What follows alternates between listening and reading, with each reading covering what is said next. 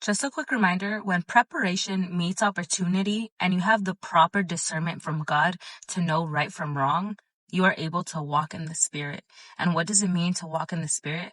To walk in the Spirit means you will not carry out the desires of the flesh, for the desire of the flesh is against the Spirit, and the Spirit against the flesh. This is exactly why Jesus, when he multiplied the 7 fish to feed the 4,000 men, this is why his word says, and immediately he, as in Jesus, got into the boat with his disciples and came to the region of Dalmanutha. Everyone was filled with bread. They had just finished eating, so their flesh was high. They weren't thinking correctly. This is why Jesus ran away, why he immediately got into the boat. The people, so filled with bread, so filled with their flesh, were ready to crown Jesus before his time. This is why it says you are fighting against flesh and spirit, because your flesh is saying, oh, he has to be the Messiah. He was able to do this and that. But if you have the proper discernment, then you know that you have to walk by the Spirit. And when you walk by the Spirit, his word says that you are to be renewed in the spirit of your minds and to put on the new self, which in the likeness of God has been created in righteousness and holiness of the truth.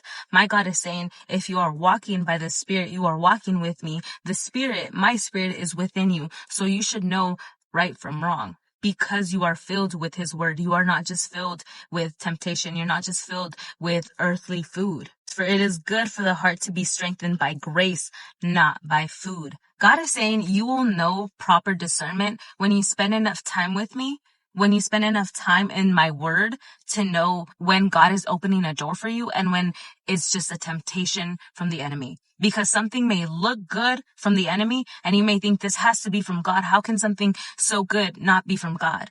Because the enemy watches you, has been watching you from the very beginning. He knows what you like and what you don't like. If you don't have proper discernment, if you don't spend enough time with God, if you don't have a prayer life to be able to hear God when he tells you, no, don't take that job. No, don't make that handshake. No, don't do that deal. No, don't be friends with him. Then that's when you're going to fall. You're going to fall into temptation and you're going to blame it on God.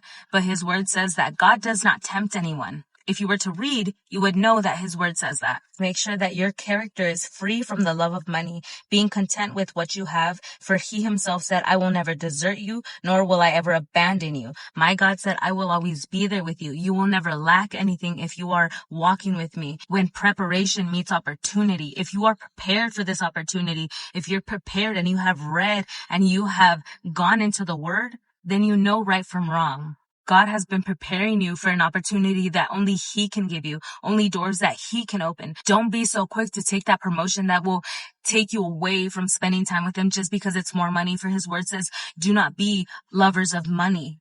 My God is very clear in his word, but if you don't want to spend enough time with him to know right from wrong, to know what true discernment is, don't be blaming God when it's you. You're the one that's standing in the middle of your blessing. If it is God's will, he wouldn't give you something that you are not prepared for, because he will prepare you for what he has in store for you.